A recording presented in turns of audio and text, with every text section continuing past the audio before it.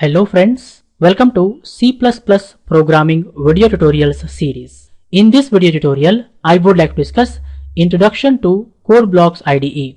We will have brief introduction to CodeBlocks IDE guys. CodeBlocks is a lightweight, easy to use, open source, cross-platform IDE for developing any C and C++ applications. CodeBlocks is a lightweight software. It's a small software. It is easy to use software guys. CodeBlocks is an open source IDE. CodeBlocks is developed using C++ and WXWidgets GUI. Its original source code is freely available to read, understand, modify and extend. The original source code of the CodeBlocks is freely available to read, understand, modify as well as extend it according to our requirement guys. CodeBlocks is a cross-platform IDE. CodeBlocks is available for almost all platforms like Windows, Linux, Mac OS, etc. Hence, applications developed in CodeBlocks can be ported from one operating system to another operating system easily guys. CodeBlocks is an IDE guys. CodeBlocks is an IDE. IDE stands for Integrated Development Environment. CodeBlocks is integrated with wide variety of tools like Code Editor.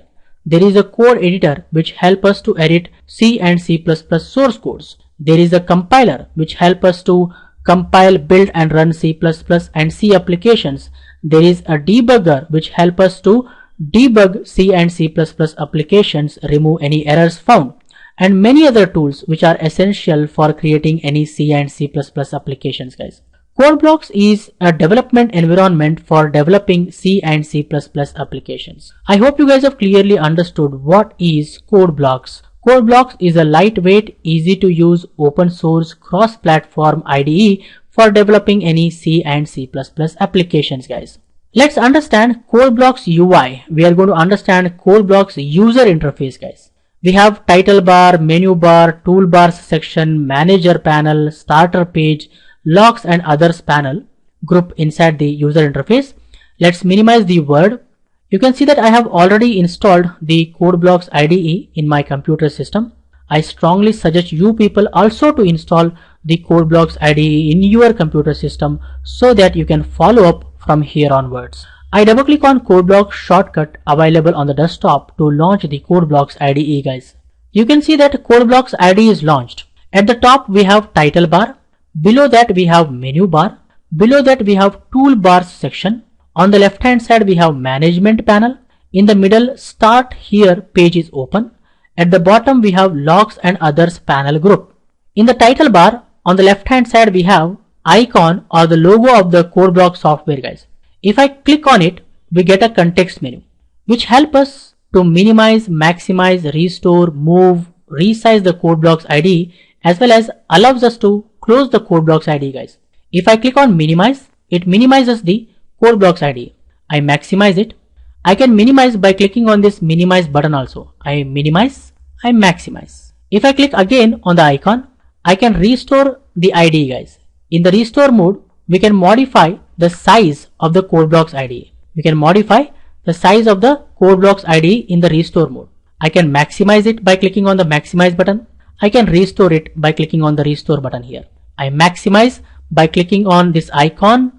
I say maximize. So we have two different places where we can minimize, maximize as well as close the CodeBlocks IDE guys. I can close the CodeBlocks IDE by clicking on this close button as well as by clicking on the icon and then I say close. You can see that the CodeBlocks IDE is closed. I double click again on the CodeBlocks shortcut to launch the CodeBlocks IDE. You can see that CodeBlocks IDE is launched. Beside the icon, it is displaying the page which is opened. Start here page is open. You can see that it is displaying the name of the page and then it is displaying the name of the software CodeBlocks and then it is displaying the version of the software 16.01 I have installed. Below the title bar, we have the menu bar. We have file menu, edit menu, view menu, search menu, project menu, build menu, debug menu, etc, etc, etc guys. Each menu contains set of commands. We are going to understand each of these commands in the upcoming video tutorials step by step whenever they are required guys. So we have title bar. Below that we have menu bar. Below the menu bar we have toolbars section. In the toolbars section we have set of toolbars. Each toolbar again contains set of tools guys. Here we have a standard toolbar. Here we have the compiler toolbar, we have debugger toolbar, we have browse tracker toolbar. So we have here toolbars guys. We can make them hide and show. I'm going to hide this compiler toolbar by going to view menu, toolbars. I uncheck the compiler option here. You can see that the compiler toolbar is hidden. I go to view, toolbars. I uncheck the debugger toolbar guys. You can see the debugger toolbar is hidden. I go to view menu, toolbars. I uncheck browse tracker. You can see that browse tracker toolbar is hidden. I go to view, toolbars.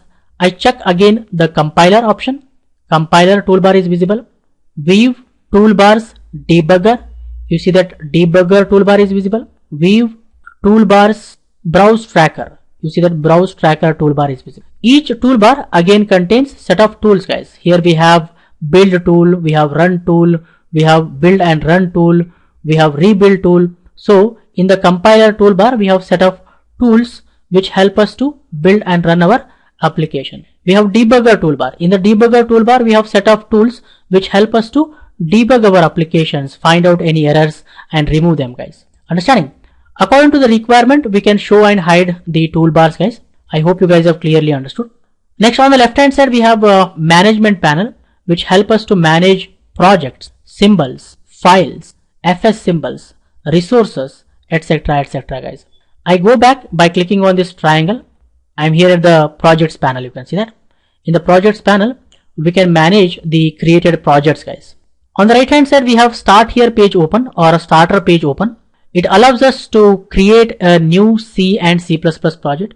If I click on this create a new project option, it gives me a window where we find different templates for creating the C and C++ applications. I close it. We are going to talk about this later. Close it. And we have an option for opening an existing project. We also have a link or an option for tip of the day. If I click on tip of the day, it is giving me a tips guys. It is telling you can create a duplicate of the line. The caret is on by pressing the Ctrl+D guys. If you press Ctrl+D, you can duplicate the line guys. That's what it is telling. If I say next tip, you can indent and undent blocks of text using the tab or shift tab keys. So this tip of the day window is very helpful to learn more about the CodeBlocks IDE guys. I suggest you people to go through tip of the day window guys. I close it. Next we have an option for visiting the CodeBlocks forum. You can click on this and it takes you to the CodeBlocks forum. There you can ask questions, ask for help or help others, join the community and do some discussions guys. And then we have report a bug or request a new feature option. If you find any bug, you can report a bug to the CodeBlocks team, as well as you can request for new feature guys. And at the bottom we have logs and others panel group. In that we have set of panels. Out of these panels also we will be most commonly using build log panel and debugger panel. Build log panel and debugger panel guys. Remember this. I hope you guys have clearly understood the CodeBlocks user interface. In the next video tutorial we are going to understand how do we create a new C++ project in CodeBlocks IDE, how do we build and run, etc guys. I think for this video tutorial this much is enough friends. I suggest you people to watch this video again and again, understand everything clearly. In the upcoming video tutorials we are going to discuss more about C++ programming. For more benefits and be up to date, please subscribe to my YouTube channel.